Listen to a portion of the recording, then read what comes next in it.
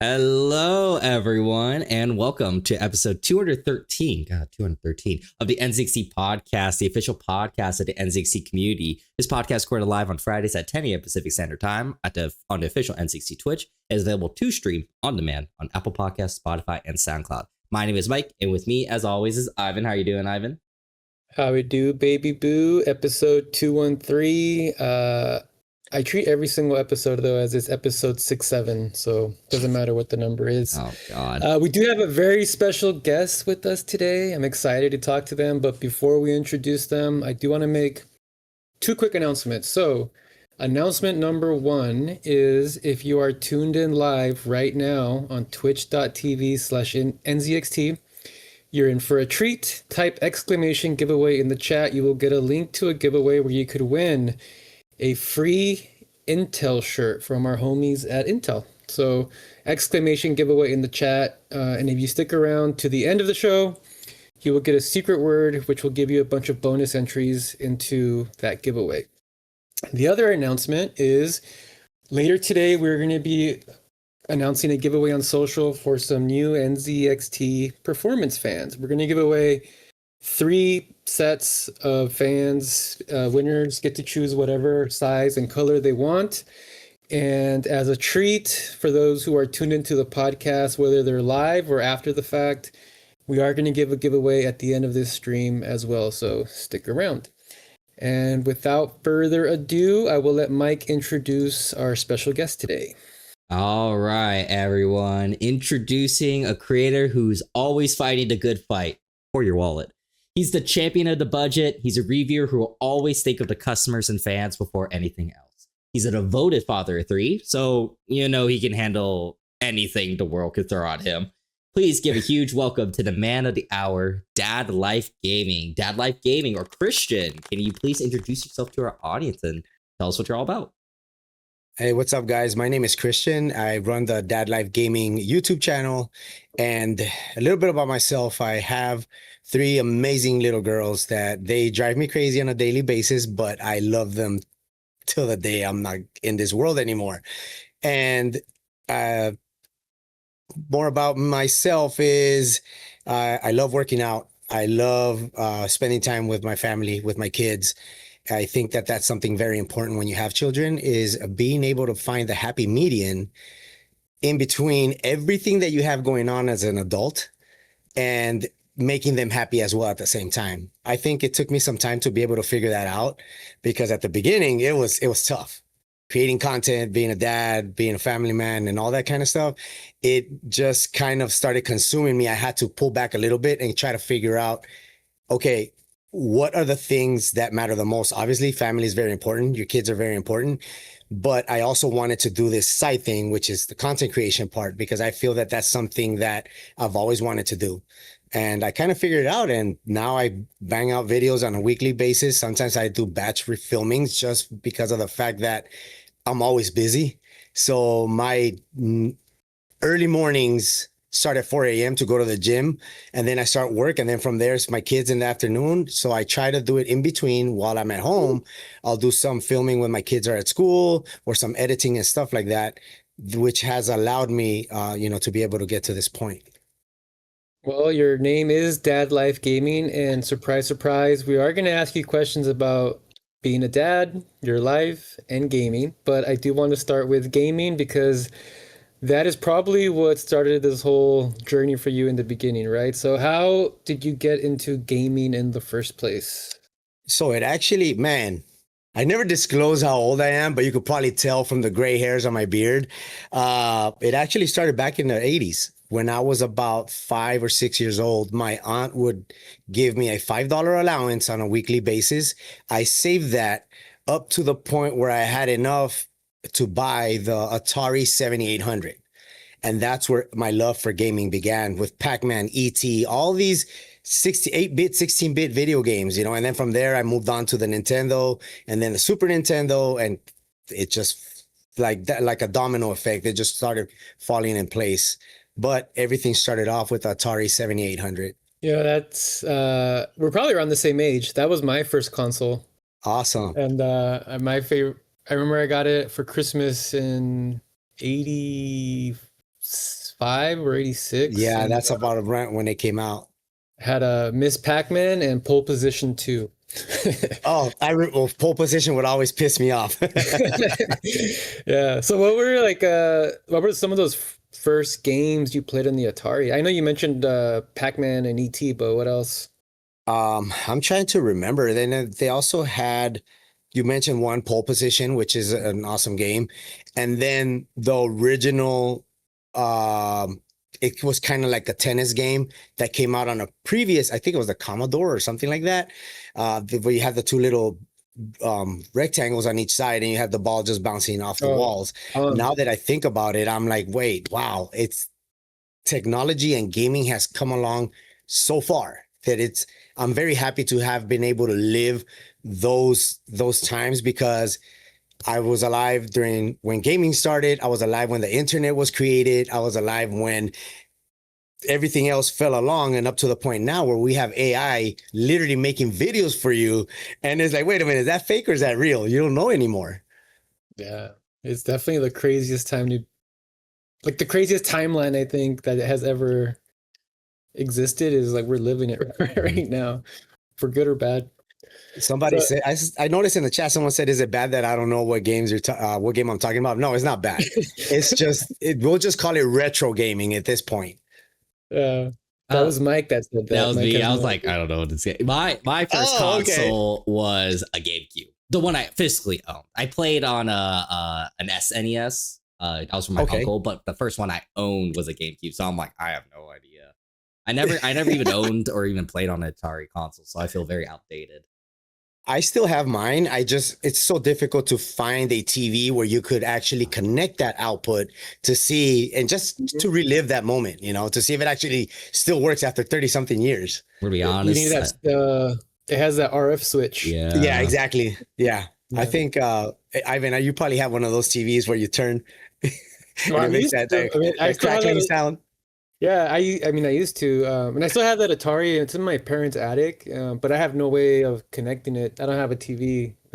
Same here. Everything is up mounted on the wall now, and it's HDMI or it's just streaming at this point. You know what was cool about the Atari too was, like once the Nintendo came out and like nobody wanted an Atari anymore, all those Atari games were literally 99 cents. Like at Toy Story. I remember. Yeah. So I had a bunch of games, man. It was so expensive back then, $200 and something was a lot of money back then, and for a 7, 8-year-old to have that after like about a year and a half, it took me a long time to save $5 every Sunday. Yeah. So, we talked about the first games. Do you have like a favorite game during your childhood that you love? So it was a love and hate relationship between Zelda, the one with the gold cartridge for the original Nintendo. The reason why it was love and hate is because I enjoyed playing it, but I got to the point where I don't remember the name of that particular boss. But I can't recall. But the problem is this guy would always beat me. And it was time to go to school, and I would be on the last life, and then like I hit, okay, well, time to go to school now. And I kept repeating over and over, just trying to beat that final boss, and I couldn't get to it. But then my second favorite would end up being Super Mario Brothers. That is the correct answer. I'm a Mario Bros freak myself. Which one? Which Mario number is your favorite? The original, the first one. Okay. But then when Super Mario World and all that came out, that's when you had the ability to finally save your games, where the only problem with the original Super Mario is that if you died, you go back to the beginning. Yeah. Also, I felt like the controls on the first one were not as good as later ones, but they're because the first one was rectangle and you kind of dig into your fingers. Yeah, you would get calluses. What eventually made you transition from, like, did you continue gaming throughout childhood and eventually you started enjoying like the new consoles and everything like that? So I've always been into technology ever since I was a kid, and I tried to keep up with it. My mom tried her best to be able to get me the next generation consoles that were coming out during that time. But obviously, being a single parent, she had a difficult time trying to keep up with technology and keep up with the things that I wanted, so I couldn't be asking for too much. And when I was able to get it, I was very grateful for it because I know how hard it was to obtain it. Uh, I also saw something that you wrote to us is that you created a Halo 3 community called the Bungie Call facility, the B5D community? It's facility B5D, which is it's a facility within the Halo 3 game. This started off with a group of friends. It was a clan. That's what it was. I'm gonna call it for what it is. And we had a lot of fun playing late nights, 3 a.m., 4 a.m. till the next day. Oh, last game. Nope. If you died, we knew that we had to end the game with a win. But Facility B5D was an amazing experience because I got to meet a lot of people. And I don't know if any of you know who Green Skull is. He's a very popular person now that does a lot of work for Microsoft.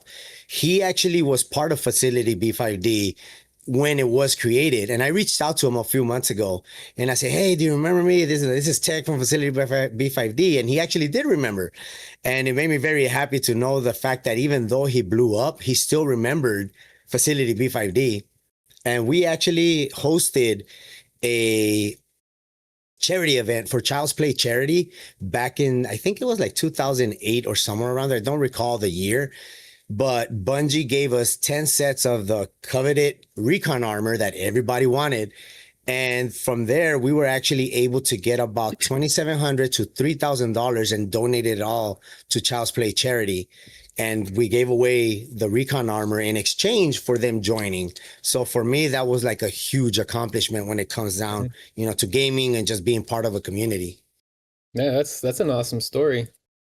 And you're right, they did blow up. I see they have over 500,000 subscribers on YouTube, which is that's a lot of people.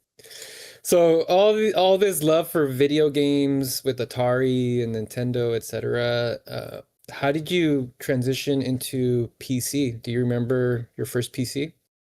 Oh, I definitely remember my first PC. It was bought at Best Buy. Not Best Buy, sorry, Circuit City. Mm-hmm. Many of you might not know what Circuit City is, but Ivan, you probably will know who it is. I do.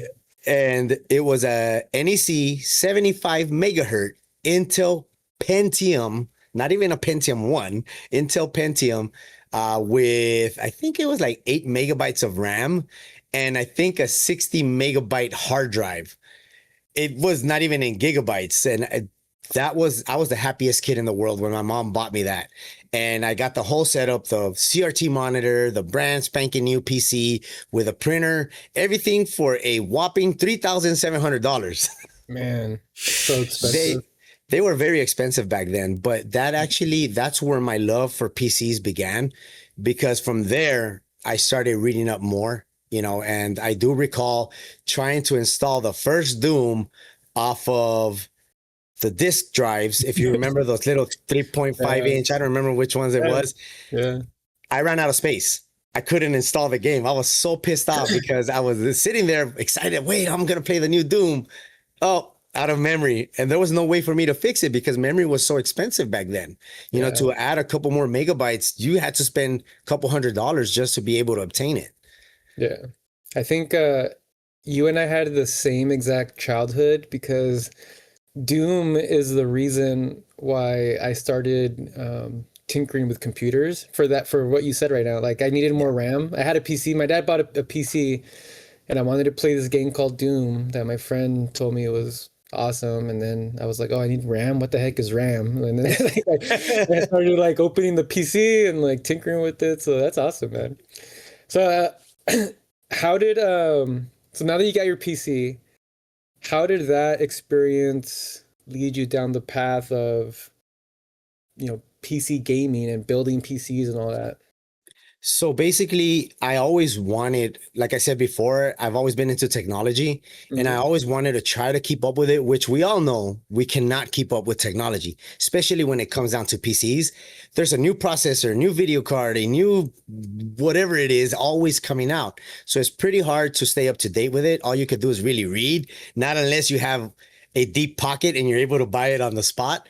But, it transitioned into building PCs, all thanks to my homeroom teacher when I was in 6th grade. His name is or was Mr. Bell. I'm not sure if he's still alive. If he is, good looking out for Mr. Bell if you're out there. But instead of spending time with my friends playing in the yard, having recess, I would stay in homeroom learning more about what made a computer work, how to build it, how to be able to, get around certain errors and stuff like that. From there, that's where my love for building computers began. So then I went home, took my computer apart, which my mom did not enjoy seeing me do that. And I just started, cleaning it here and there with whatever I had available. And from there, we started escalating to where it got to the point where I had another PC, which was a pre-built one. It was an HP Pavilion. It was a huge tower. I don't know if you remember that one. It was a gray computer. I don't remember the model number, but that was my next computer after the NEC. And from that one I built my own water-cooled PC.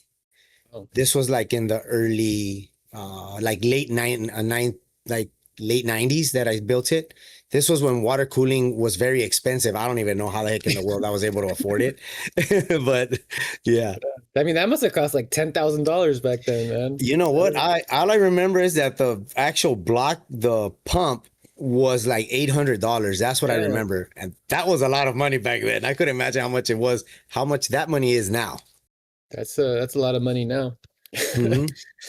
So now you're in the part of your life where you're into building and PC gaming and all this stuff. What made you decide, you know what, I'm going to start a YouTube channel? So basically, everything happened because of the fact that I hated spending money in things that were not worth it, and YouTube back then was not what it is now. There wasn't that many people reviewing products, so it was kind of like, well, trial and error. Let me go to the store and buy this game or this PC component or anything that had to do with technology and figure it out if I liked it or not. Most of the times when the item was open, GameStop, they don't accept things back once you open them. So you're stuck with the item that you no longer like. So from there, I told myself, well, you know what? It'll be a good idea to give people insight on the product, but also be very candid, be transparent, let them know, hey, these are the good things why this product is worth your money. But then again, these are the bad things why this product is not worth your money. It's all up to you if you want to make that final decision. I'm just giving you the pros and cons on both sides. And this is not my first YouTube channel. I actually started one with my best friend from my childhood back in 2018. It didn't really take off because, he lost interest for whatever reason. And we decided to just part ways when it came down to the YouTube channel. We're still friends. We've been friends for over 40 years now. And from there, I told myself, you know what? I really like this content creating thing. They think that I'm able to connect with a lot of people and share my insights on what I have, which at the beginning, I ended up buying everything. Any headset that I would buy, I would review it and give them my honest feedback. And then from there, that's when I started trying to reach out to companies and get them to send me a product. Hey, you know what? If you send me this, I'll do it for free. I'm not a big, my channel's not that big, but I'm willing to put your product out there in front of the world and let them know why the product is good to buy. But I want to be honest with you. I'm also going to tell them the bad part about it, because I feel that transparency is not always there when it comes to YouTube. A lot of people say, oh, he's a sellout because he's saying, no, go actually watch the video and you will see. I won't down talk the product, but I'm going to say, call out the company and say, hey, but guys, by the way, this part of the product, I think that it's not good because of this reason. If you actually update it or do it a little bit better, then you have a hitter right there. You'll have something that's well worth the people's money. That's actually leads into a couple of questions that we had. Like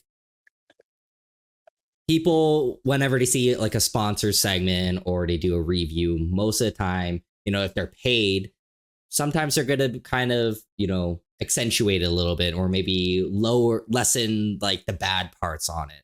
So like, Yeah. what is your perspective on creators that are, trying to earn a living through, doing these reviews and stuff, but also being really authentic in product reviews? So I feel that when it comes down to paid collaborations, because I'm not gonna lie to you, I have had some paid collaborations, but I tell them right off the bat, look, please don't be upset. I know it might go against your guidelines, but you have to understand that transparency is what people like. I'm already part of the minority. I'm a Mexican man that is in YouTube that a lot of people don't think is going to be popular because of where I come from. So being able to tell them all these things and reassuring them that their product is going to be okay with me is something that was kind of hard to be able to do. And I understand a lot of people make a living off of this. This is not a living for me. This is more of a hobby. This is what I enjoy doing. I enjoy putting myself through 16 hours of editing a video to get 100 views, So it's like, okay, fine. Maybe one day it'll actually blow up and it'll be well worth all my time. But for the time being, I enjoy doing everything that I do, and going towards those content creators that only talk about the pros of the product. I think that's not being authentic, because you're misleading the audience to buying a particular product because you're recommending it to them. But now you're putting your word on the line to let these people know that your product is that good. But then the person that you entice to buy it comes back and say, hey, you said this was great. It actually sucks. And that's something that a lot of companies don't like, but they need to understand that we're in a world where people want transparency. And that's something that's not available now. There's a lot of things hidden under the rug. And unfortunately, there's going to be a few people, I include myself in those, that will tell you the honest truth about a particular product. Well, you're definitely authentic and transparent, and you also have a history of, I guess you could say, even fighting for your audience, and you successfully convinced a keyboard manufacturer to drop their price from, I think it was $120 to $80, which is that's a lot of money. It is. And like how critical do you think it is for creators such as yourself to be advocates for customers in the community? Because I think it's very critical, because I put myself as a customer first, because I still continue to buy things. Just because I get items from companies here and there, it's not always what I want. It's like, okay, it's something that I could possibly see myself using.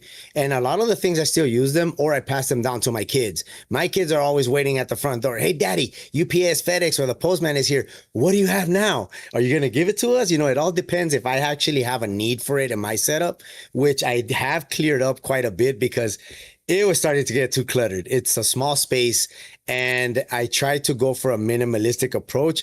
Obviously, there's nothing minimalistic of 5-6 controllers dangling in the back with headsets and all that. But going back to that, it's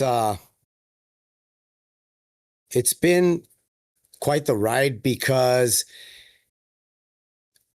sorry guys, I blanked out. No, Oh, no, it's you're okay.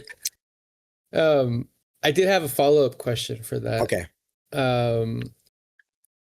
Not necessarily related, but I am curious, because I think your first video was a PlayStation 5 unboxing, correct? Yes. Is that correct? Yeah, Okay. I'm gonna pull it up, because I always do this. I always scrounge around that's a little so bit. cringe, my kids say. So let's. I want to show the B-roll, the beautiful B-roll that you have in the beginning here. Man, you guys are taking me back.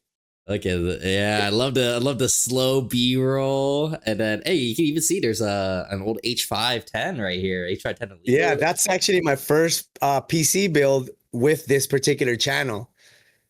And as you can see, a lot of things changed there. I was showing my mic, and it was just trying to find my comfort zone when it came down to creating content. It's been a struggle, and it still continues to, evolve, because there's a lot of things that I want to be able to do, but the space is really constraining. So I have to work with what I have. I really wish I had a bigger room to do so, but I'm happy that I'm able to do what I do in the space that I have. So the question I had about this video is, why the PlayStation 5? Because like Mike pointed out, you have the PC in the background, you had a Nintendo Switch right there, you have all this tech, and then you decide to do the PS5. What made you decide to unbox the PS5? So I've always been into consoles as well. I have never been into console wars because if you're able to obtain it, get it. Every console has their pros and cons. The PS5 was a battle to obtain when the pre-orders dropped. I spent about 5 hours clicking away, making sure that I had to cart and buy now. And I just felt that because it was the latest and greatest piece of technology or gaming technology at that point available, I thought it was a good thing because not everybody was able to obtain one because they sold out so quick. And if you were able to get one, I was very lucky to obtain it. But I kind of felt bad when I saw that the views were not there. It was my first video and I'm like, oh my God, people are going to watch this because not everybody's able to get a PS5. I was lucky enough to be able to obtain one and I'm going to share my experience. But it's a nice stepping stone that evolved into what I have now. We should do a side-by-side of your beard from that video. Yeah, no, don't do that. That's crazy. It's like, look how much your beard has grown since then. Oh, I have to trim. Every 2 weeks I go to the barber and have it trimmed, or else it'll be like down here, and then you have all the oil all over your shirt. So no, that's not not good. Mike has the same problem. Yes, yeah, my beautiful beard. So this is the first video that you've done, and you are over, I think, 800 videos now, which is insane. It's a lot. We talked a little bit. It's been a grind. Yeah, we talked a little bit about this pre-stream, so I want other people to also hear this because content creation's a grind, and you maintain a really high volume. Sometimes you're dealing with slow growth. Sometimes you're dealing with burnout. Like, how do you deal with it? And do you have any advice for people that inevitably come to having burnout or these slow growth periods? I think that it's very important to keep in mind that your mental health is very important. The burnouts happen when, at least for me, when I see that content is not moving the way that you thought it would. So you're always trying to find, or you're nitpicking at things that you see while you're editing and, I could do better with this. Maybe this is why they didn't watch the video. So I've always tried to keep my videos within a certain amount of time, maybe 10 to 15 minutes. But I started noticing that when products started getting more advanced, more features were available. So I noticed that the time in my videos started growing. 15 minutes, 18 minutes. My last one is 26 minutes, but I dropped a Nebula Capsule 3 laser projector. And I feel that a lot of, I'm not bashing on other content creators because everybody does their content however they want.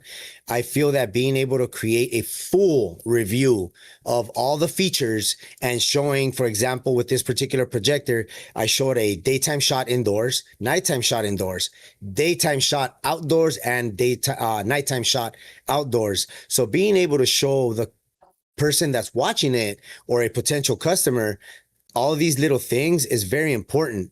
But then you think about it and like, who's going to sit there for 26 minutes? Well, maybe the person that's very interested in this particular product. A lot of people might lose interest within the first 2 minutes, and it's okay. That's part of the burnout where you start noticing your drop off happening very early on your videos. My advice is don't get discouraged.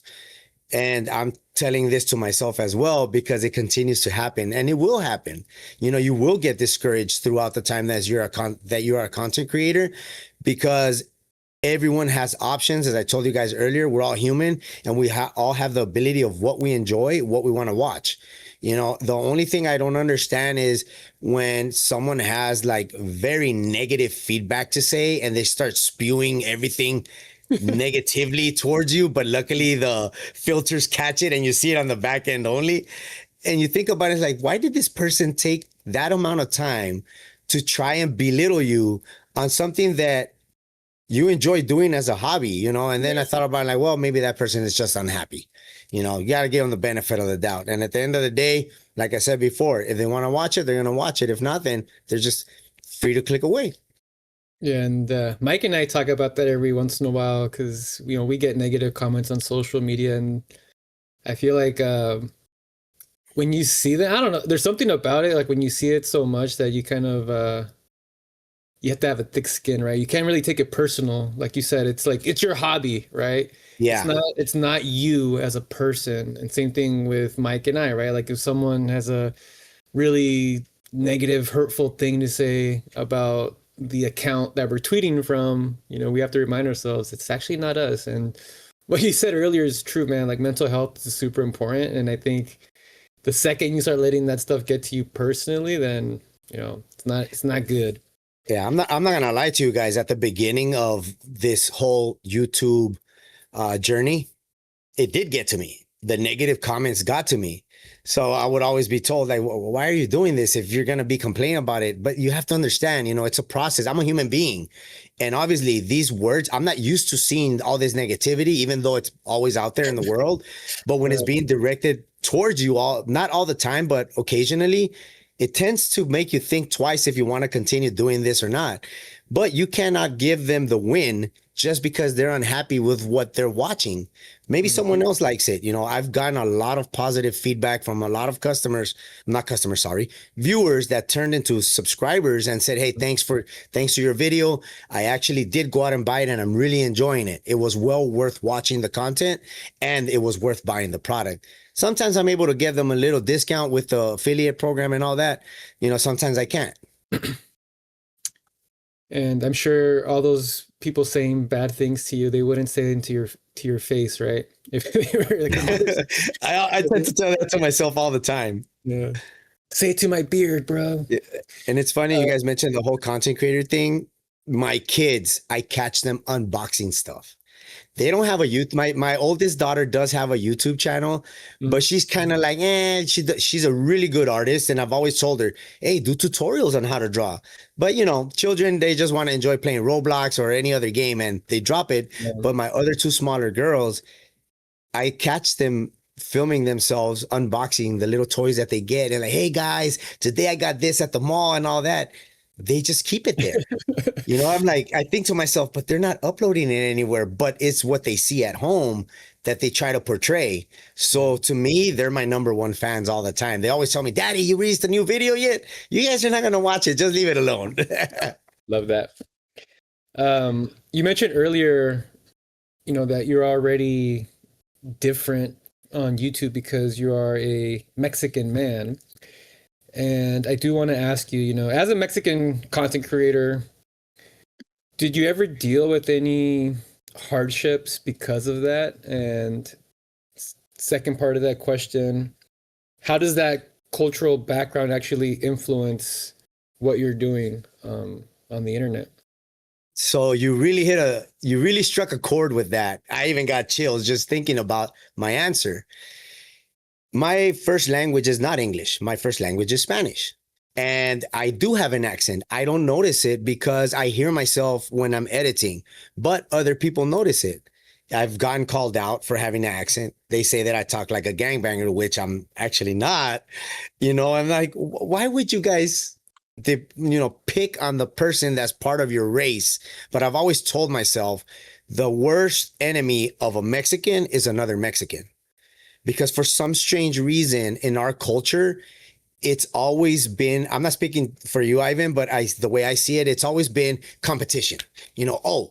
Juanito over there he has a store, but I'll have a better store of the same things and I'll have cheaper prices. Everybody can do whatever they want, but it's always that competition.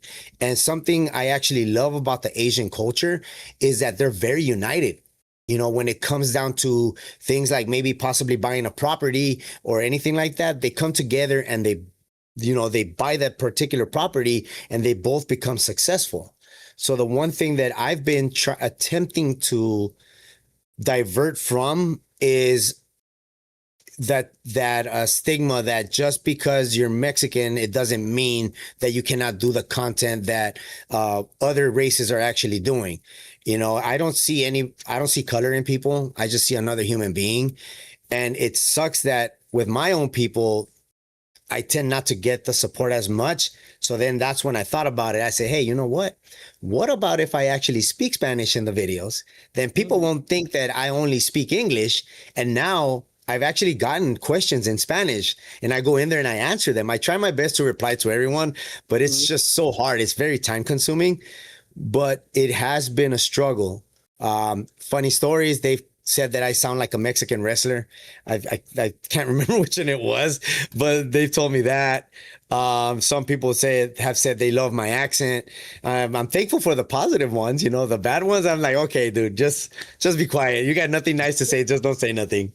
Hay que hacer el podcast en español para que Mike no entiende. Oh, no, vamos a tener muchos problemas. Do you have any advice for people who are looking to enter the content creation space, not just Mexicans or Spanish speakers, but just people in general? Like, what advice would you give them? Number one is be prepared for a heavy grind, because I know a lot of content creators outsource for editing and all that. But from my personal experience, you get the full benefit and the full, how can I say it? The feeling of being a content creator from doing everything yourself. You know, I'm not gonna lie. I don't create my own thumbnails for the same reason, because I suck.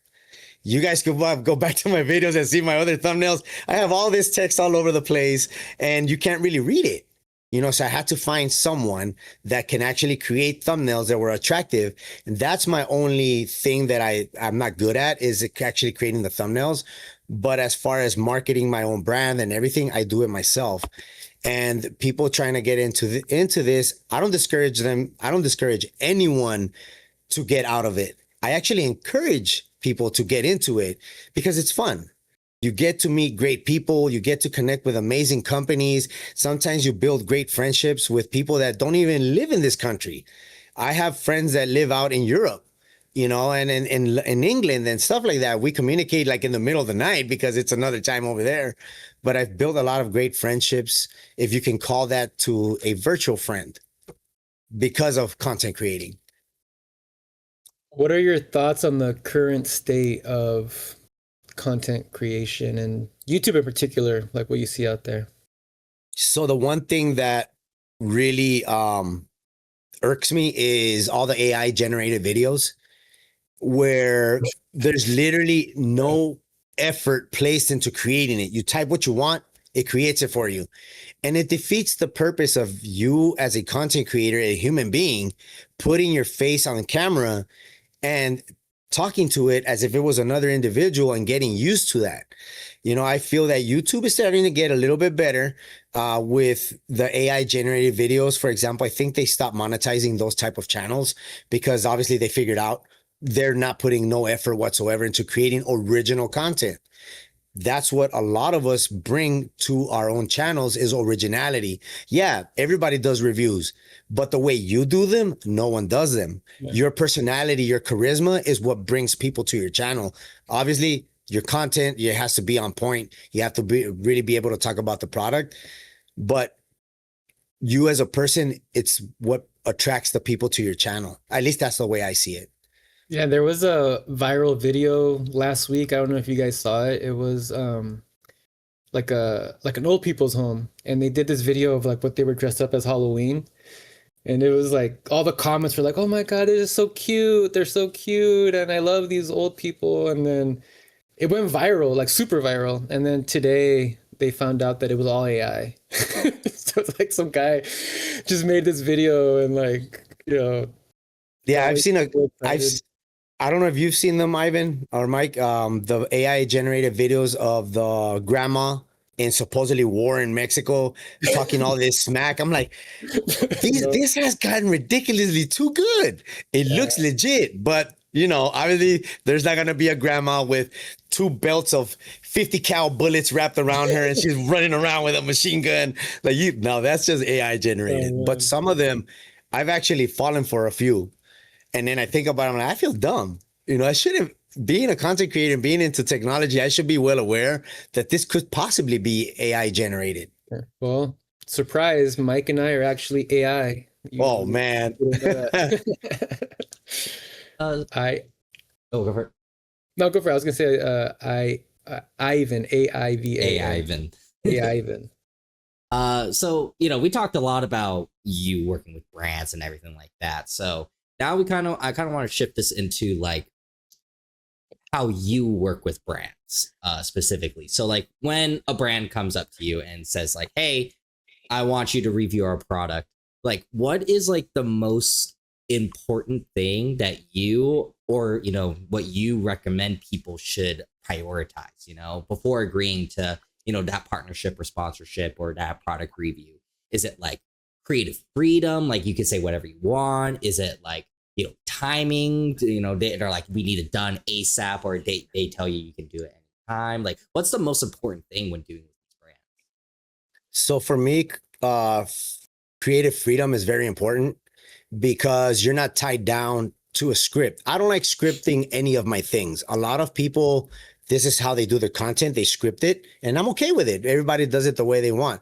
But I feel that by not scripting something, the viewer is going to get more of an original reaction to when you unbox the product. Obviously, I want to try it out right away, but I want the viewer to be able to share with me that same, wow, this thing is actually awesome. And I like how it feels when I'm holding it, and it performs like so-and-so. And this reminds me of this other product, and I feel that being allowed to have creative freedom is very important. But also number two would be, are you actually going to use the product? I got an offer a while back ago for a pool cleaning robot. Don't get me wrong. That thing looked amazing. It was worth like $5,000. I don't have a pool. I had an above the ground pool, but I had to take it down when my first child was born. But other than that, is like, I'm not going to sit there and create content on a product that I'm not going to use. I think you using a product, for example, my microphone, my NZXT mic, I use it all the time. And those are things that are very important for me. And then when you're doing these posts, like you do these reviews, you make the posts and you do all this stuff, what like do you consider as like success to you? Like, is it how many views it gets, or is it like, you get a DM saying like, hey, I appreciate this, thank you so much? Or is it like, a specific number of subscribers or anything like that? So don't get me wrong. I think that every content creator focuses on the subscriber count, which you shouldn't in reality. And I always bash myself for it, because you start thinking about it. Well, I've been content creating for the past 5 years. I only have 5,000 subscribers. That rounds off to about 1,000 a year. Am I really doing good? But then when I get that comment or the DM or, hey, you know what? I love what you're doing. The fact that you're a dad and you have kids and you're still able to grind out and bring out content for your channel, whether it's for IG or TikTok or YouTube, it really they've told me before that it's motivated them to be able to start their own channel or be able to get into tech reviews. I'm making someone says it does count in my opinion because it keeps your drive going, and I was gonna make a statement that like the number goes bigger, it makes you happy, like oh, of course, yeah, obviously like, oh, it does. I mean, don't get me wrong, I've possibly grown about 200 plus subscribers in the last month, which is my biggest growth in a while. And that makes me very happy because I know that people are actually enjoying the content and they're subscribing because they legitimately like what I'm providing.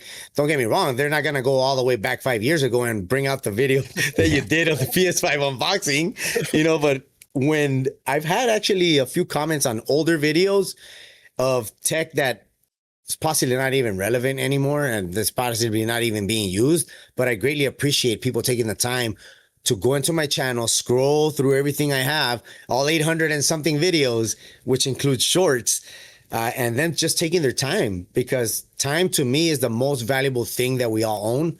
And that's something that you have to learn to be able to disperse wherever you feel that it's worth it. Imagine scrolling back, Mike, all the way to his very first video, and it's an Atari 7800 unboxing. I've actually thought about buying the new Atari, but I'm not trying to get into monetary problems anymore.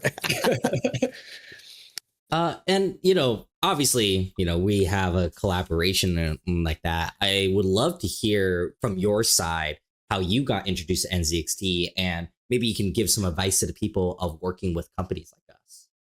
So I got introduced to NZXT, as you guys saw, my H5 Elite back in 2020 when we were all on lockdown because of all this situation that happened. And I got introduced to that from my best friend. He said, "Hey, look, check out this case. That looks pretty dope. You know, it has white and it's both colors. It's a black and white. And you get a window on the side for you to be able to see what your internals look like." So I always tried to get the attention of you guys ever since I got that PC. Little did I know that later on down the line, I would actually get contacted by you guys and, you know, provided, for example, I got the mouse and the TKL keyboard and the latest and greatest. You guys can't see it right now, but I shared it on my stories, is my H9, my H9 case that also has the Kraken 420 RGB light on RGB AIO. I feel that you should always try your best to post good quality content. Even though at the beginning you're learning how to do things, the companies are always going to see it. Just because you think that they're not seeing it doesn't mean they're not. You guys just told me offline that you guys have seen my content since I started. That made me feel real good because it's like, okay, well, my effort was worth it because look where I am now. Yeah, like, you know, I'm not. What? Go ahead. No, it's like you're totally right because, and I'm glad you brought it up because I think a lot of people don't realize that, you know, and like every single day, like I'm on Instagram and I see everyone that's tagging us every single day, right? And that's a lot of tags. Yeah, and I've literally very vividly remember seeing Dad Life Gaming 5 years ago, and I remember the awesome setup, and I remember seeing all the LED lights, and I would always like to post and put them on our stories just because I thought it was cool. And then last year, and like you said, this is why I'm bringing this up because you never know, right? Last year when we launched our keyboard and my mouse and microphone, and we were thinking, you know, who would do a good job at showing this stuff off? I was like, hey, there's this one account, Dad Life Gaming. I think we should hit him up because you know, they have like really great content, and I know they also have an NZXT PC. You know, we should probably upgrade their PC and all that stuff. And it took 5 years to get to that. It was well worth the wait, trust me. But you never know. You never know who's watching, and you know, eventually, like, you know, it could lead to something, right? So I'm glad that we were able to do that, man. Because you've been. No, I want to thank you guys too because you guys were actually the start of me wanting to do my next build, which is my new build that I have now. I've been wanting to upgrade my old H5 Elite, and I would reach out to other companies and stuff like that to try to get a new case. But I thought to myself, well, why get a new case and keep the same old internals, old technology from 2020? The only thing that I would actually buy new is just the GPU. On my old H5, I had a 3070, which I handed down to my oldest daughter, and all my kids, my 3 kids were fighting over that PC, but I told them, you guys need to wait. The oldest one gets it first, and then if she wants, she could hand over what she had and just drops along the line. But because of that H9, I was able to build my new PC, and now, you know, I have this beast of a computer, at least for this year, because I don't know what next year is going to bring with new processors, a new GPU, and, you know, and things like that. The NVIDIA GeForce RTX 67. All right. So you brought up your daughters and the fact that, you know, they're playing video games, and, you know, your whole brand is basically the point of view of a dad of 3 girls who's into playing games, right? How has gaming impacted your relationship with your 3 daughters? So that it's a very touchy subject because growing up, I always wanted my mom to play with me, but the interest was not there. She comes from a different generation, you know? So I always told myself when I get to have kids, I want to be able to share with them what I love. So me being into gaming and my kids being into gaming as well has really made this special bond because I play Roblox with them, and they kick my butt, but that's okay because they're really good at it. I'm not into Roblox, but I'll play with them because they love spending that time with dad and being able to just play a murder mystery game. And here comes my middle child, daddy, don't worry, I'm not gonna take you out. Then stabs me in the back, and there goes dad, and I lose. But being able to create those special memories, I think that's very important, especially when you have kids. And being able to share something that you love and they love is very, it's very heartwarming for me. Yeah, and I think that's super important to not just try to get your kids to like what you like. I don't think that's the point, but to like be present and do things with the things they like, right? And if they like gaming, that's awesome, So Of course, yeah. I'm glad that your girls are gamers. So I know you play with your daughters, but you probably also play video games by yourself, right? Yes. How do you balance that time? Like, when is it dad time, and then when is it Christian time? So for me, that balance it still is very difficult to find, because as a parent, you feel guilty when you find time for yourself. You feel guilty because that hour, 2 hours that you spend playing a video game, you think about it like, I could have spent it with my kids.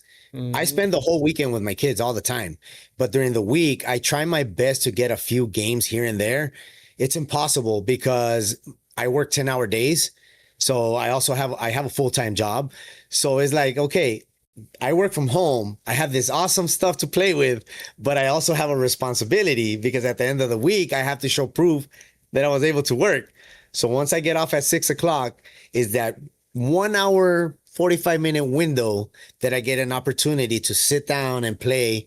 I play Battlefield 6 right now because that's the reason why I built this PC, is because I wanted a monster PC to be able to handle the game, even though I've got bashed on because I only have a 5070. And I'm like, that's all I was able to afford. They didn't give it to me. It just is amazing too. What? Yeah, then it's like, okay, well, if somebody can give me a 5080, then I don't mind taking it, but I don't have $1,600 to chuck out, and buy a new GPU. But there's times that my kids ask for me, like, hey, daddy, can you get me this? So I'm always playing like this. I call that dad mode. So one ear's in the house and the other ear's in the game. And I tend to switch between both of them because I get tired of hearing the game only on one ear, but that still keeps me aware of what's going on in my house. If my kids are fighting with each other, or if they're having a good time, or if they actually have a question, and sometimes I'm in a game and my oldest knows if I'm playing a multiplayer, I can't get interrupted at that moment because it's going to cost you the kill, and there's times that I just, what? Okay, fine. I'll put it down. Go ahead. You guys can win. I don't care. What do you want? And I'll give in. And that's the part where you feel like you have guilt for spending time for yourself. Yeah. But in reality, we need to remember that we're also human. We also deserve that time for ourselves, because then the mental health comes in. And that's when you start feeling the burnout and thinking twice about what you're doing. And is it even worth it to be able to do it? Just know that there's always an answer to everything. You just have to find a way to get it. Gamer guilt is real. That's a thing. Especially, I didn't realize it was a thing until I became a dad myself, but I do feel guilty sometimes when, I see my daughters playing with each other, and then I'm like, I want to play some Stardew Valley for like 15 minutes or something. Yeah. And I'm just like, man, I should probably play with my kids. Do you think being a dad with daughters, especially daughters, not just kids, but daughters, changed your outlook on like privacy for games, or like toxicity in gaming or anything like that? Yes, it has, especially because the world is well aware of what's been going on with Roblox. Yeah. And that's a very scary game to get into because of everything that it involves. And I feel that Roblox should be held accountable for it. But that's not a subject to touch base on this podcast. But I always tell my kids, don't ever talk to anyone that's not your actual physical friend. You can make friends online, but those are not your real friends. You will start growing when you grow up, you'll be of age to be able to get, like online friends and stuff like that that are not with a malicious intent. And that's one thing that I always put in their mind is be careful. I cannot monitor. I don't like being a helicopter parent because I feel that we all deserve our own privacy. We all deserve our own time. And being a helicopter parent just stresses your kids out even more. Being, oh, what are you playing? And why are you playing that? I don't want you playing that. No, you could play it. But once things start hitting the fan where someone contacts you and they ask you certain questions that are not a part of the actual game, then you call dad and I'll take care of it. And don't worry about that. You just ignore the people. Don't answer, especially don't type in the chat in Roblox. Leave it alone, because a lot of people think that they're grammatically correct all the time. There's no such thing as perfection. I've always told my kids, the way you talk, no one's going to change it. If you spell something wrong, try again. But the problem is the toxicity comes in where people start making fun of children. Hey, you typed this wrong. You are a moron. You're not spelling this right. No, leave it alone. There is no proper way to type in the internet.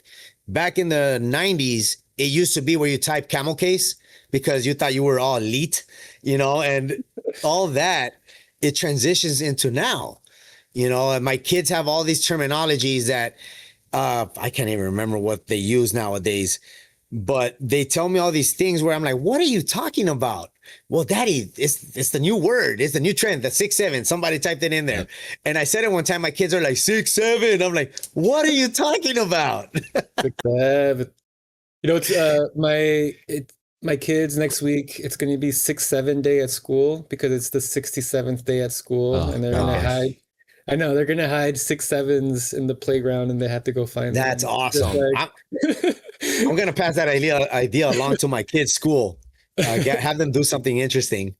I don't know. You might regret it because my kids cannot stop saying 6'7". It's driving me crazy. Oh, they still do it, but going back to the whole toxic thing and finding time to be able to talk to my kids about it. They're well aware that people, especially my oldest, she is the girl version of myself. She does just not know how to be quiet. Put it in a nice way. She tends to go into posts, and when she defends people. She defends anyone on the internet that's being gay, that they get made fun of. And she tells me, hey, daddy, you know what? This person typed this so-and-so comment on this video. And I just went in there and told them, well, if you don't like it, don't watch it. Nobody needs your negativity. I told her, you need to relax and not reply to every single negative comment you see, because that's an open door invitation for them to come back and make you feel bad for something that you might have typed wrong. And she said, oh, no. I have a thick skin. I'm like, that's what you think. But one day they might hit a chord. Don't let me read it, because then it's going to make me mad because I'm your dad. I'm always a dad first, and everything else just comes behind that. Yeah, I think I like that advice. I'm going to steal that one. So for someone who is time constrained like yourself, I mean, you work 10-hour days. That's a long day. What would you say is the most important innovation that's making gaming like easier for you to be a part of? I think the most important one would be the fact that you're able to stream games now. You're able to play on your phone, you're able to play on your Portal, you're able to play on your Rogue Ally, whatever mobile device you might have. I have like this tech bag that I tend to put stuff in there, and I'll take it with me once in a while. But then I think to myself, is it really worth pulling out an object that I'm able to use when no one is home, when I'm with my family? And it's like, it's not worth to pull it out right now, because then like my kids call me out, daddy, no phones on the table, because of this. We're very big with no technology on the table when we're eating dinner, especially out in restaurants. That's smart.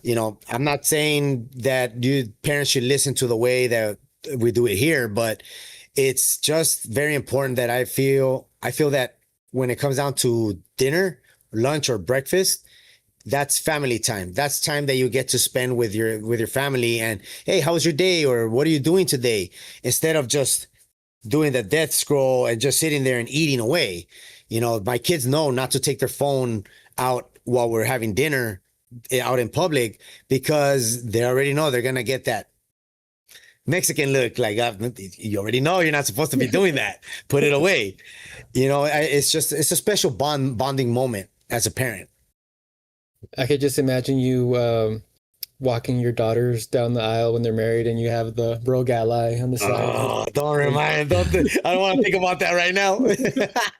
My oldest is 12. She's turning 13 next year. Wow, still got many more years. Yeah.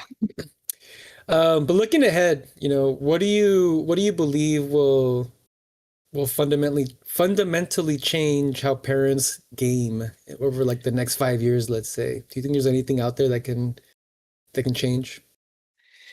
I think because the majority of parents now grew up when gaming initiated or when gaming started, I feel that we're all going to be able to connect in a more, how can I say, in a more distinct way with our kids. And technology is getting so advanced where we have VR headsets now that you guys can play together with VR headsets and be able to have that family time playing something that you all enjoy doing, and I don't know where technology is going to be in the next 5 years. I feel that AI is just taking over everything, and it's very scary because it reminds me of the movies growing up, like Terminator and all that. And now I'm seeing all these AI robots that they have built out in Asia. Like, yeah, that's a little too realistic now. You saw that robot yesterday, huh? Yeah. I've seen ads for some that, I don't know if you guys seen it. They're selling a robot that has not been created yet for $20,000 or $500 a month. And it's supposed to be like a nanny slash, I call it's just basically your, how can I say, like in Spanish is your chacha, your sirvienta, your waitress, like that they're supposed to wash your dishes and all that. But I don't think I would feel comfortable having a robot taking over human responsibilities and being in your household, walking around freely. All of a sudden in the middle of the night, you hear, like, no, that's not good. Would you do it though if it could do your job? And your employer would never know. Like you can just pay $500 a month for this robot, and it would sit at the computer and do your job even better than you. And and I'm not gonna answer this just because my boss might be watching because they know that I have a YouTube channel. No, I wouldn't, because I love my job. I'm a software developer, so it's something that I really wanted to do growing up. And once I was finally able to get it, I feel that having a robot do it, it might make your job easier, but it's going to take the love out of what you enjoy doing. Yeah, I would never do it either. You hear that, Johnny? In case you're watching, I would never get a robot to do my job. Or AI. Or AI, never in a million years. That's not me. All right, it's now time for my favorite part of the podcast. That is where my sidekick Mike just asks you a bunch of random questions. So take it away, Mike. Yeah, answer this however you like. So I'm doing good to do this rapid fire, and I have a little mini game at the end that we can play. It's something we're gonna try out. But first, we'll start easy. What games are you playing as of right now? So as of right now, I'm playing Battlefield 6. Nice. On my PC, which I've unfortunately abandoned my Xbox Series X and my PS5 just because I love the way it looks on my new PC. I play mobile games here and there whenever I can, but the majority of the time is actually spent on Battlefield 6. And that's something I'm trying to get out of, is just focusing on one game all the time. I have been reading a lot about this new game. I think it's called Arc Raiders or something that. The new PC game. And I looked at him like, man, that looks pretty fun. So it might be something that would draw me away from Battlefield 6 for a while. But those are the only two games for the time being. Yeah, that game is popular right now. I'm gonna be buying that soon too, because my friends are addicted to it right now, and I love extracting. And it's only like $40, like right? $40. Yeah, okay. It's not like that $80, $100 game that we tend to throw money at and you don't play it anymore. What is the best Halo game of all time? Oh, Yeah, this that's is a good the one. debate right here.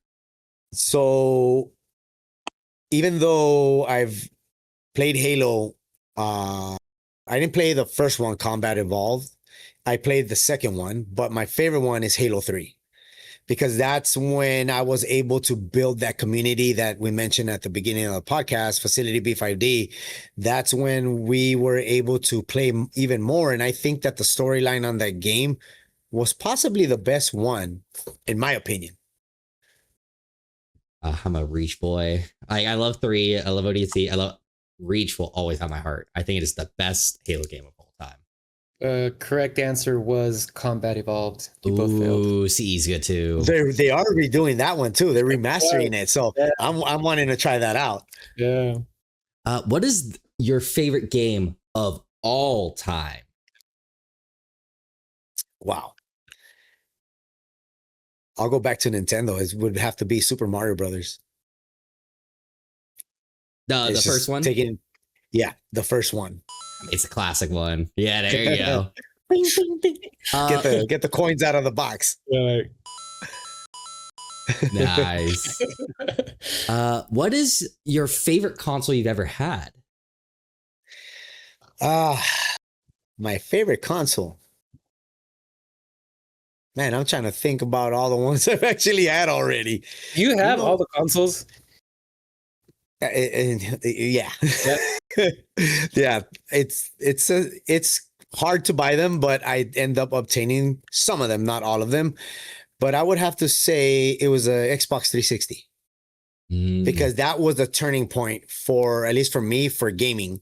We went from the regular Xbox where you still had those not cartoonish graphics, but they were not up to par yet with the 3D effects. Once the 360 came out, it was a game changer, minus the three red ring of death or whatever it was. Let's see. What is the rarest game or console you own? The rarest one would be, I would have to say is my Atari. Yeah, it has to be my Atari because I've had various consoles and handhelds, but that would wind up being the rarest one. And just because of the time that it was built, and I still actually own the Atari, I still have the joystick controllers. I'm not too sure if it still works though. Push pull legs, upper lower, or full body? Push pull leg. Man, you have to get me with that one. I heard you're working out. I'm like, oh, I gotta ask some exercise questions. I like the push part, but I really enjoy full body because I could focus a lot on the body parts that I really, really do like. I like that. What is your favorite exercise? Favorite exercise? It used to be benching up to the point where I tore my pec. Ooh. Yeah. Not once, but twice. So I learned my lesson after the second one. Same one or both of them? So the same is by my pec, my right pec. I tore it about 4 years ago. All I heard was like a million rubber bands just going ping, ping, ping, ping, ping, ping. It got hot. It was only a little. It was a minor tear. It got a little kind of like the purple from the NZXT logo. Yeah. And from there, I let it rest for about a year. Started benching again. Then I tore it again. When I felt comfortable enough to raise up the weight, I tore it with that weight. How much were you benching when you tore it the first time? 315. Oh my gosh. Yeah, no wonder. Oh my gosh. It just, I don't know if it was bad spotting, bad posture, whatever it was. I just felt that thing crash down and then I heard the pull. Oh my That's gosh. A lot of weight. Yeah. That's a lot of weight. Yeah. That's like most people's squats. Bruh. If someone wanted to start working out, what do you recommend something that they always should do? Number one, walk in there with your head high. Don't care what anybody thinks. We all start at zero. There is no such thing as a perfect body because you need to realize that we're all different. We all have a different DNA. We all have a different body type. We got endomorph, ectomorph, and mesomorph. I wish I had an mesomorph body, I think it was, because that's the one that has the broad frame and kind of like a Samoan type of frame. Kind of, you got the big rigid frame. Fortunately, I'm an ectomorph where I have a fast metabolism. I've always had a fast metabolism my whole life. And the one thing is, remember that you won't see the change right away, but others will, and stay away from forums. That's the advice I would give to everybody, because a lot of people are there just to make you feel bad for whatever. Any progress is better than no progress. So if you have a little bit of progress, people are going to bash on you. If you have a lot of progress, they're still going to bash on you. So just leave it alone and stay away from forums. I just had this flashback. There was a lot of, I went to high school with a lot of Samoans, and they all played football. They were all on the football team. And like, when you watch them like play football against other schools, it looked like it was like a professional like NFL team. I could imagine. Man, it was actually sad watching it. We would just like they get ran over right by these big guys. They're huge. They were huge. Yeah, but you're right. It's just there's some body types are just built different. Yeah, I always wanted to play football when I was in high school. But my mom didn't approve of it. Obviously, that's a parent just taking care of their kid, just due to the amount of injuries that not only happen to your body, but mainly to your head. And I always wanted to play quarterback or running back, one of those two. And it never happened. Then I'm like, it's okay. I mean, it is what it is. I did get to enjoy playing many other sports, and it's something that I try my kids to be able to get into now, because I feel that technology has come such a long way that kids don't go outside and play as much as they used to. Like when I was growing up, I used to go back indoors when the light came on in the street. That was time to go home. But other than that, it's like the whole time playing video games or playing on the phone. And I tell my kids, enjoy your childhood, because you only get one try. After that is adulting the whole way. Once you hit 18, that's when the responsibilities kick in. Especially once you're done with college or whatever like that, and when you got like the full-time job, like it's bills. That's it. Working bills. That's all you got. Yeah, exactly. What is the single best item you've ever reviewed? Say that again. What is the single best item you've ever reviewed? The best single item I've ever. It's hard to pick, because I'm trying to think back at all those videos that I've actually made already. You got 800, so I'm like, yeah. So I would have to say that the best one would end up being, I would say, is headsets. Not one particular headset, but it would be headsets, because I'm a type of person where I don't like to bother other people with the sound that my game is making. So I really want not the latest and greatest or the best one, because obviously some are like $500-$600. I'm not about to throw $500 or $600 on some headphones that I can only use maybe 1 hour a day. Not unless I was a professional gamer, then I would. But I think that headphones are possibly the best item that I've done so far. What is one dream collab you hope to happen?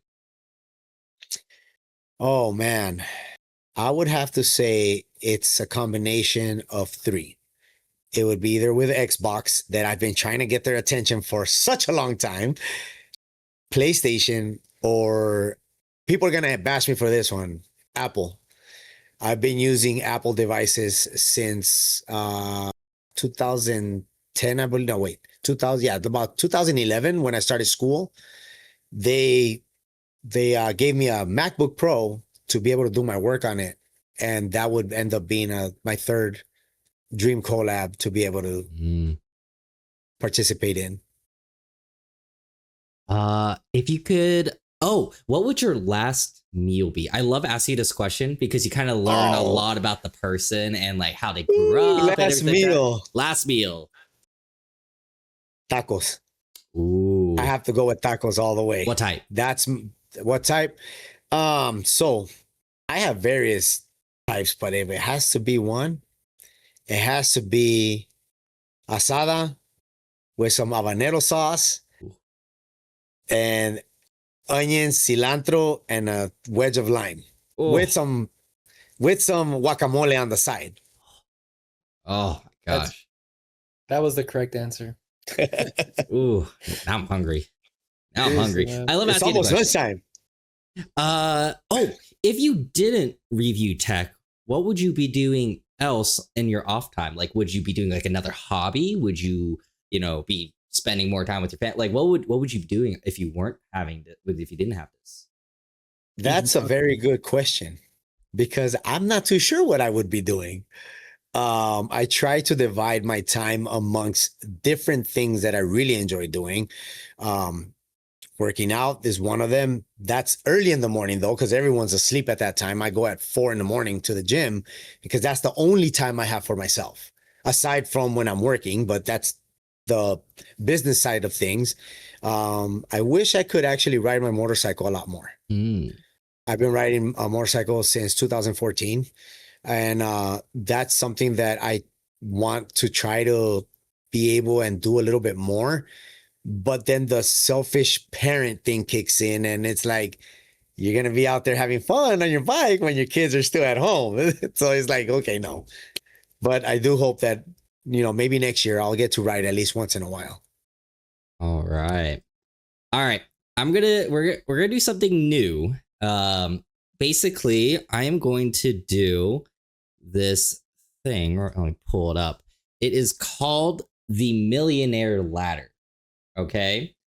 So right now there's different sections. Basically, we're going to start from the bottom and we'll start going up. Each one of these you will keep that money. So like for 100K, there'll be a prompt. 250K, you'll get a prompt. This is money that you will keep. You don't have to do it, but I do want to see how much money you make at the end. But remember, you have to do these. Okay. Okay. All right. Ivan, you're also part of this because I have everyone's chart. So I want to see like how much money we're going to be making at the end. People at home, man. You guys can also play as well. Just keep track of which ones you want. So we're going to start from the bottom. We're going to start at $100,000. This is $100,000 USD. No tax, nothing like that, right? Like this is your game. That's the best part. Exactly. You're getting straight to your bank. All right. So for the first one, you for $100,000, you have to make a GoFundMe saying you need money. And you have to like parade it around town and you have to tell people about it. You have to say like you're sick or you're losing your home, but you're not actually doing it. Would you do it for $100,000? Oh, I don't like saying that you're sick. That's bad. Yeah. Or like, I'm losing my home. Can you guys like send me money? Like you have to do that's this. Even worse. Yeah. You have to do this for 1 year. 1 year. Oh man, can it be something else? Like not saying that you're sick because that's like what they say, bad juju. You don't want to lie about things like that. Mm-hmm. What are you thinking? What are you thinking? Yes or no? $100,000. Can you name something else to do instead of calling out that you're sick or you're losing your home? Yeah, it has to be like a good reason. Like, like people like, like you could say like you're losing your home, you're going to get surgery. I don't know. Something. It has to be bad enough for you to be like, oh, it has to be bad enough. Yeah, it has to be bad enough. God. Yeah. And someone says, will they catch you? It depends on how good you are at keeping a secret. That is up to you and how well you want to keep it. That's a hard one. 1 year. You have to do it for 1 year. You can try to avoid people for a year, but that's tough. That's impossible. Yeah. Being a content creator, you can't avoid people, not even for like, 1 day. If you make any videos, you're gonna have to sell. Hey, that's the guy that said that he was losing his house, but he's filming indoors. So what do you think? You know what? I think I'll lose $100,000 because I can't think of anything that I would end up doing that's actually bad. It's just against my morals to say something bad like that. Worry. The next couple, it can be easier or better depending on how much. So don't feel bad you're losing 100,000. There's a lot more. Okay. Ivan, what about you? I would do it, and my GoFundMe would be to help me raise money to help my podcast co-host get knee extensions. To be taller. To put it in perspective, I'm 5'7", so I'm very short. You know what? I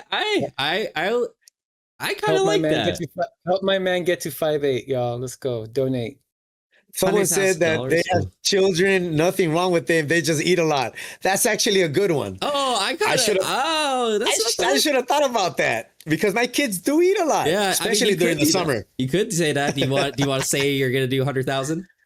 You know what? I'll say I'll do 100,000 for struggling parents with very hungry children during the summertime. All right. I will also be doing this. So we are now at $100,000. Next one, $250,000. You have to eat every hot meal cold or every cold meal hot. Oh, ice cream. That sounds disgusting. Hot. Just thinking about it. Cold.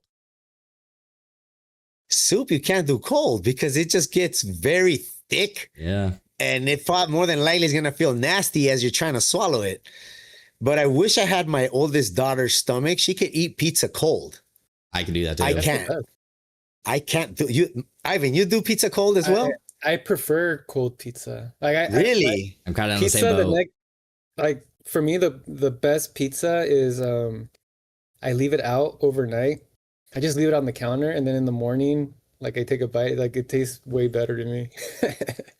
Yeah, no, I always get on my daughter's case. I'm like, what do you mean you're eating the pizza cold? Then at least throw it in the little oven and warm it up a little bit. Get the cheese going. But other than that, I cannot. You're saying no? I don't think I could. No. How about you, Ivan? Are you sticking with it or? That's everything, by the way. So it's the opposite. So everything. So any food that you're thinking of, you're eating, you're going to a restaurant, it has to, if it's a pasta, it's gonna be cold pasta. It's gonna be kind of. You're gonna get the entire chunk of pasta. For $250K, I think I would do it. But you would do it. The question is, wow. For how long though? For how long? That's the question. On the prompt, it didn't specify, so I think this is forever. Oh no, yeah. If it was for one day, I'll do it, but not forever. Yeah. I think I could do it because even you brought up pasta, and my wife gets on me all the time because my favorite dish is spaghetti, and then I'll eat the spaghetti warm when she makes it, and then for the rest of the week, I'll just go in the fridge and just get cold spaghetti, and she's heat it up, and I'm like, no, it tastes fine. So I think I could do it. You know what? Now that you mentioned that, it makes me think about being a parent. Us parents always wind up eating our food cold at the end because kids always want something. So now that I think about it, okay, well, everything winds up being cold anyways. But warming up food that's meant to be cold, then it's a no. That's tough. All right, $650K. So far, Ivan has 350,000, and you and I, we have 100,000. But don't worry, we'll get more. We got more coming. For $650,000, you cannot use toilet paper for a year. You can use a bidet, but that's the only option. Or you're gonna have to go through a lot of cloth. You know what? I'll have to reach out to my Filipino friend and ask him, what tips do you give to be able to handle doing that? And I think I'll do it. You're doing it? I'm doing also going to be doing that because it just gives me an excuse to get a bidet, How about you, Ivan? I've never used a bidet. Yeah, exactly. I've never used one. Me either. But for $650,000, I will use a bidet. There you go. All right. This is going to get, you can use rags. Just going to be really nasty. Disposable things, the dude wipes. All right.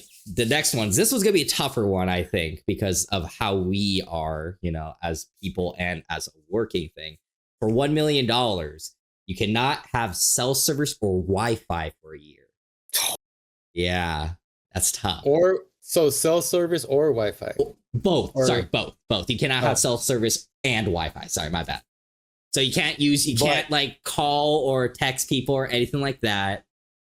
And you can't use the internet. You can't play online video games. You can still play offline video games, but you can only, it's tough. This one's a tough. But can you be hardwired? I'm going to say for this prompt, since it's for only a year, no hardwire. It's only for a year. No emails, no. Yeah, oh man, no that's emails. Tough. Basically, you're off the grid. You're off the grid for 1 year, but you're making a mill. So I don't know. maybe worth Yeah, it. you know what? If I got my family with me, go out to Yosemite or something. Go camping, read a book, you know. My beard will probably be down to my stomach by that point, but I think I'll give it a try. Yeah. It's kind of like grounding yourself, you know, Yeah. being able to just reconnect with what the whole purpose of life is. That's what I'm like, you know, it gives me an excuse to go off the grid for a bit. How about you, Ivan? Is it only on your phone or like is it everything? Everything, like, you know, no laptops, no computers, no phones, no iPads, Apple Watches, anything like that. No Wi-Fi or calling and texting. For how long? 1 year. Yeah, I mean, I would probably get fired because I wouldn't be able to do my job. Yeah, but you're also making $1 million. But you're making $1 million though, right? At this point, I would have what, $2 million? Yeah, you're gonna make you're making $1 million for just going off the. I'm like, I'll do that for $1 million, 100. Yeah, 100%. I mean, honestly, I would because I would say for the last, man, it's probably like 5 years at this point. Like, I've been like slowly, like taking parts of my digital life away, you know? So I try to avoid the internet and things like that. I'm always carrying around a little notebook to jot notes down instead of my phone. So I think I could do it. All right, we're all doing this one as well. All right, now this is gonna be these are gonna get a little tougher. All right, for $3 million for the rest of your life, everyone that greets you, you have to do a magic trick for them, even if you're bad at it. Can it be the same magic trick to every person? Yeah. But you have to do a magic trick. Like a greeter at Walmart goes, "Hey, how are you doing?" Like a cart. Like you have to do it to anyone. I would try my best to avoid people and just run into just a few at a time, or just stay home. I'll do it. You're gonna do it? Oh my gosh! Yeah, I'll do wow. As long as you don't say throwing some goo on my head or anything like that, I'll do a magic trick. Okay. How do you have it?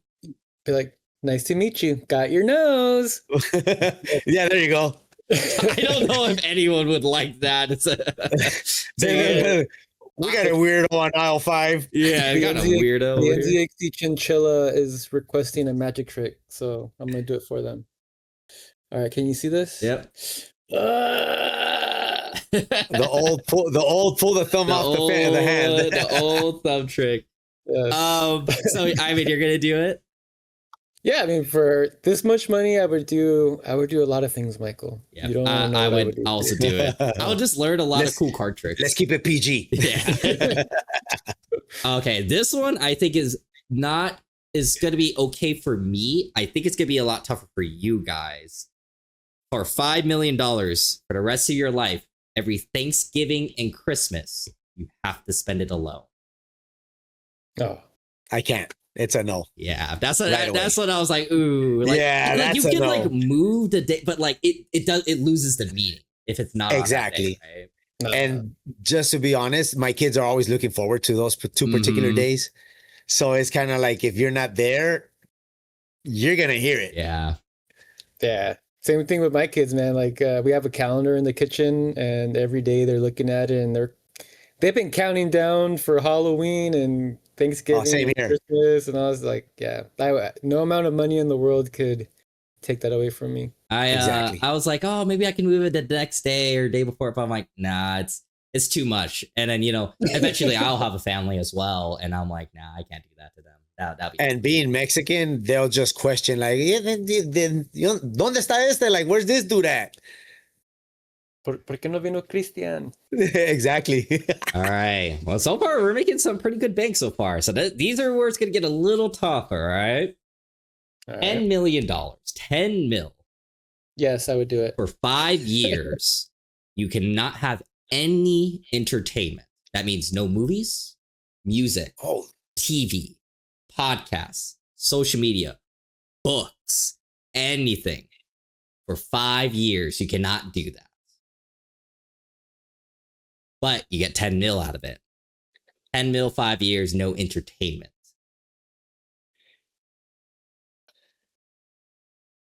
That's a tough one because the world we live in, it revolves around entertainment. I would At the even moment you say wake up- playing like toys with your kids would also count as entertainment as well. It actually is. Yeah, because that is Yeah, I entertaining, can't- right? Yeah, I can't do it because even the minute you wake up, just by reaching over and stopping your Mhm. alarm from ringing, that's already a form of entertainment in some way. Because you need to wake up and you don't I want would to say that entertain. one. I feel like that would be okay. It's more like things in like your leisure. You know, I think it's more like Okay. leisure time. You know, things like alarm. I don't think that's entertainment. But like if you Okay. are, you know, like at home, powers, you know, like your powers out or anything like that, you can't just like, oh, let me go read a book. You know, it's just you're just gonna sit. The alarm would actually be the entertainment if you decided to do this. You'd be like, Mm. oh, let me turn on my alarm. Yeah, that'd be yeah. 5 years. I would say no. No.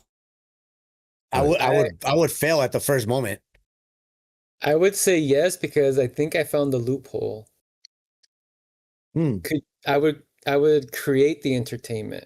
So I would spend those 5 years instead of like reading a book or listening to music, I would be writing a book or writing songs, and that would count that as entertainment, right? Because I'm not consuming it, I'm creating it. I could say that. I could see that. Yeah, it's something where it's like someone made it for you kind of thing, you know? Yeah, so I would just, I would probably just use those 5 years to get good at the guitar or something, and then just like, after 5 years, I have extra 10 million. I would say bucks, and guitar you can't because that's technically music.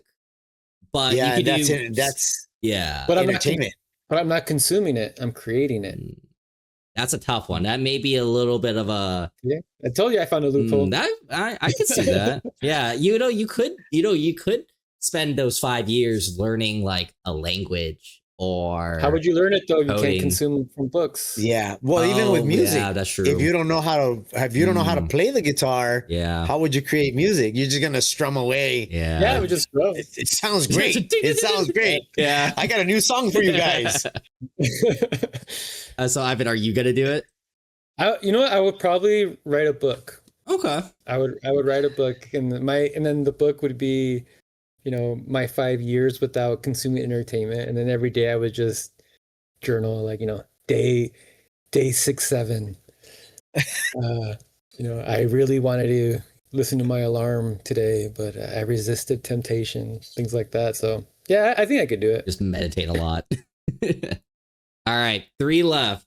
These are the big ones. You got 15, 25, 40 mil, 15 million. One random day throughout this, throughout any time, you will have to Groundhog Day that singular day for 1 year. A random day? It's random. It will happen random. But for 15 mil, Groundhog Day, for those that don't know, it's you repeat the same day over and over, like the moment you fall asleep or, something happens, you wake up that next morning. You have to do it for 1 year. Do the same thing over and over? Yeah. So like let's say today was the day you'd wake up, do the podcast. After the podcast, you go eat. Like you have to do the same thing over and over and over for 1 year. The next day you have to do a podcast and then again. the next day, same thing. But it could be a random day. It could be literally like a random Saturday where like you could do whatever you want. It could be a Monday where you have to go to work every single day. Or, eventually you can like, you'd be like, I'm not going to go to work today or something like that to change it up. But you have to do it every day for a year, 365 days. Every day for a year. Yeah. Just repeating this one day. You can try changing it up, but, it's once that day resets, it's back to square one.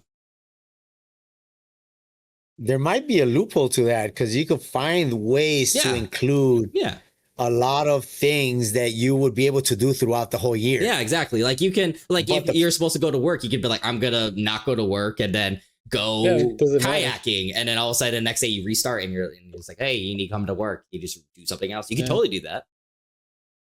I think it's possible. You just have to find ways. You just have to find ways to entertain yourself because everyone is going to repeat the same thing, but you obviously keep. I think I'll give it a try. Ivan?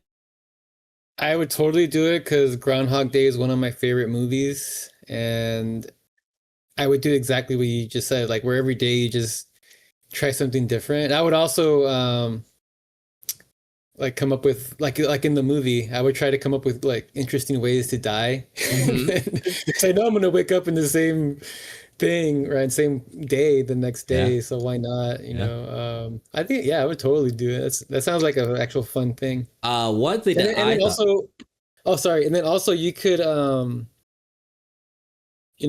back to the couple questions ago, like let's say, by the middle of this year, you really miss Christmas or something, you can just tell your kids like, "Hey, we're gonna do Christmas in July or whatever," Oh, that'd and be fun.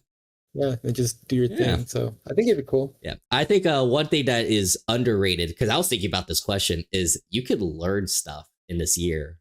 It would be tough for like, wanting to play a game because, you're going to restart the game. But like learning a language, playing an instrument, you just play. And then the next day you just go, oh, I could just go ahead and keep going after that. So you could do stuff in that year.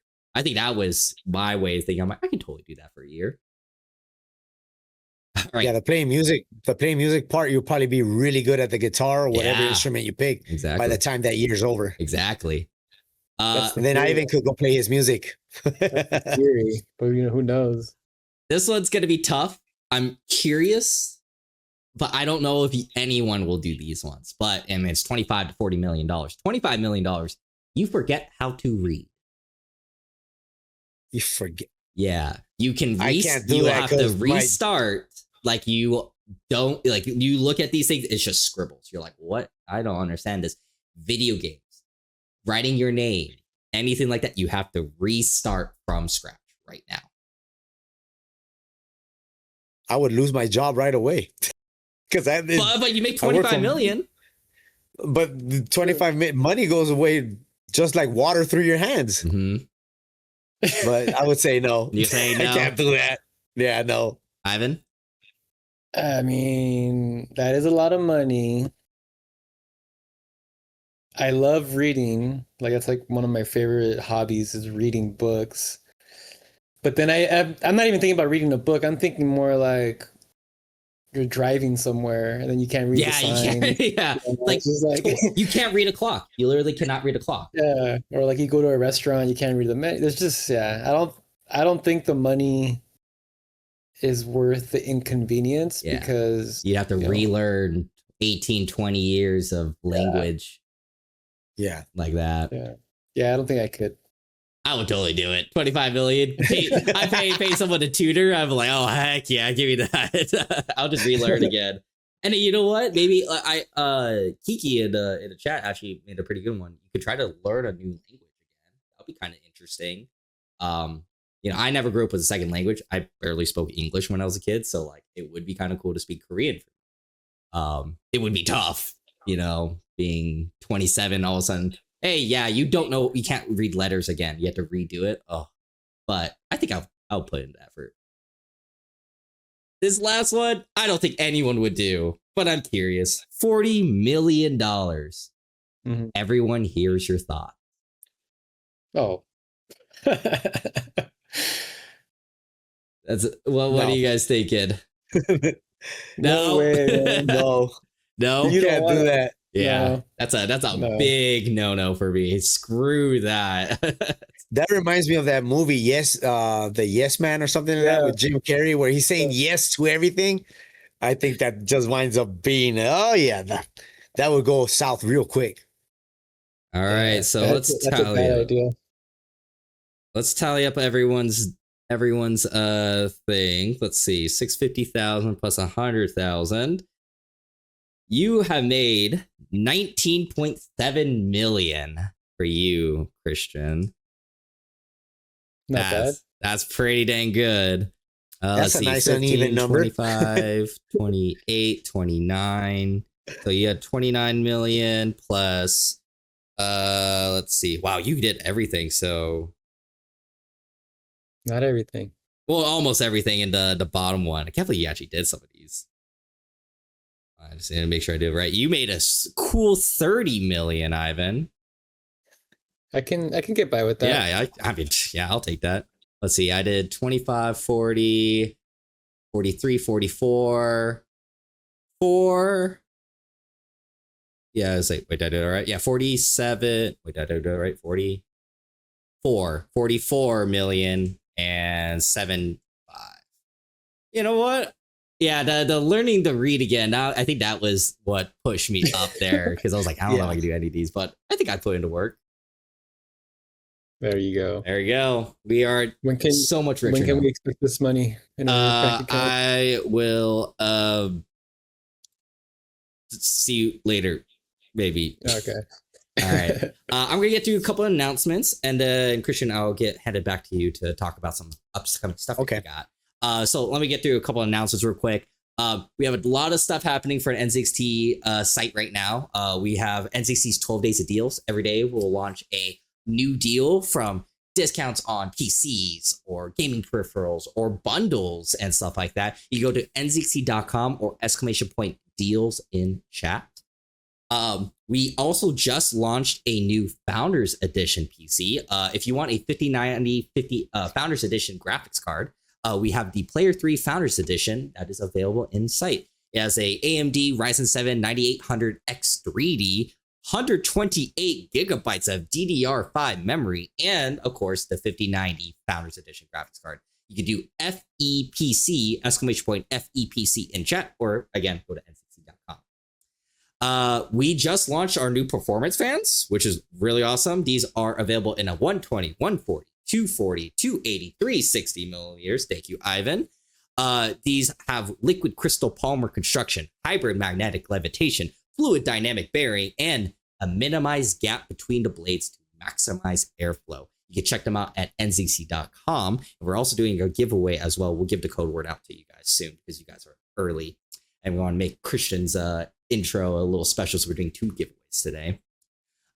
We are also doing the Intel NZXT Club. You can see some people in chat are getting some points.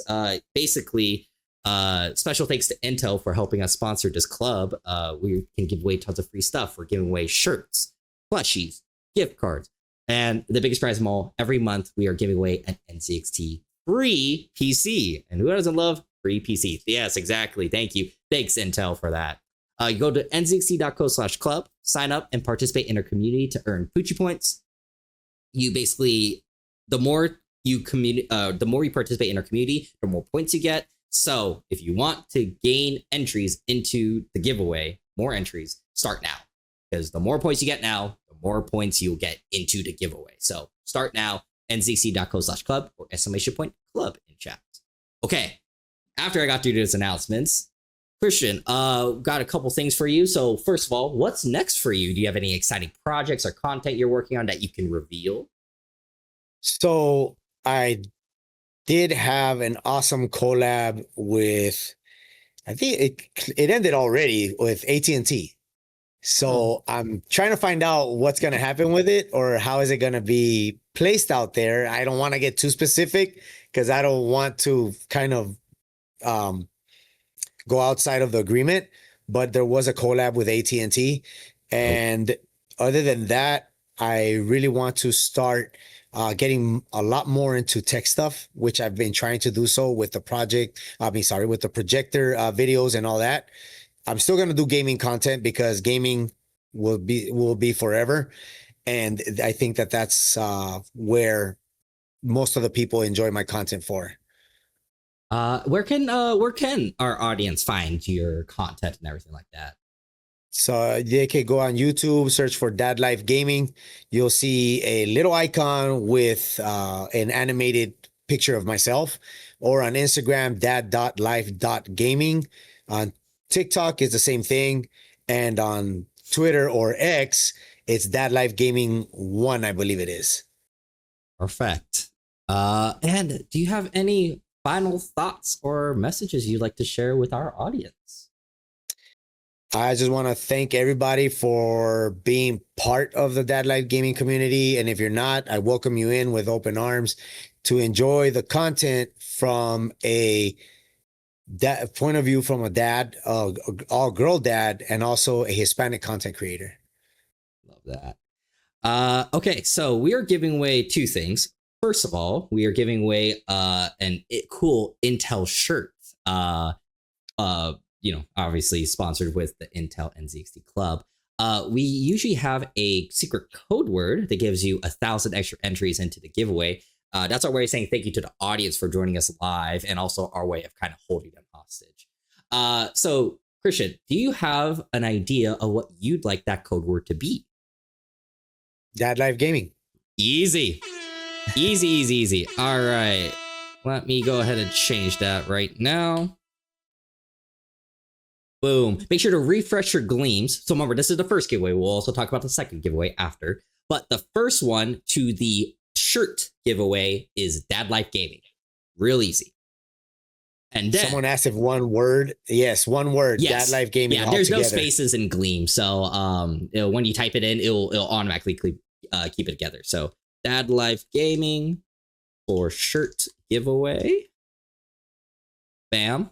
And we are also doing a fan giveaway. As we talked about and Ivan showed earlier, we're giving away some performance fans. We're giving away 3 of them. You guys can choose the size and the color of what you guys want, because everyone has different cases. That is actually going out tomorrow, but we're giving you guys the early access as our way of saying, thank you for joining us live. And of course, helping Christian out and, introducing him to our community. So for that one, you guys can do !fan giveaway. Let me type that in. You guys can do nzxt.co/fan giveaway or !fan giveaway in chat. There's a other option for a code word that will give you more entries into the fan giveaway as well. And the code word for that is these blow. These blow. That is the code word for the fan giveaway. And that's our way of saying thank you, everyone, for joining us live. And thank you, Christian, for joining us on the NZXT podcast. Ivan, do you have anything before I go into the outro? Yeah, I just want to thank Christian for his time.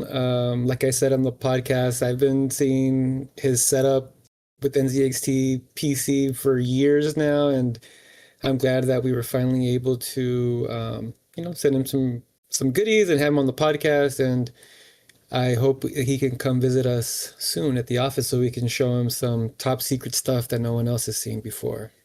So thank you, Christian. Appreciate it, man. Thank you guys for everything. I greatly appreciate it. Of course. And thank you guys for joining us. And remember, tune in live on the Fridays at 10 a.m. Pacific Standard Time on the official NZXT Twitch. And don't forget to listen to previous episodes on Apple Podcasts, Spotify, and SoundCloud. If you have any questions for us, send an email to podcast@nzxt.com or tag @NZXT on social media platforms. Thank you, Dadlifegaming, for joining us today. Everyone follow him, !DOG in chat, so that you guys can follow him on all his socials. And we'll see you guys soon. Have a good weekend, everyone. Thank you, guys. Have a good weekend.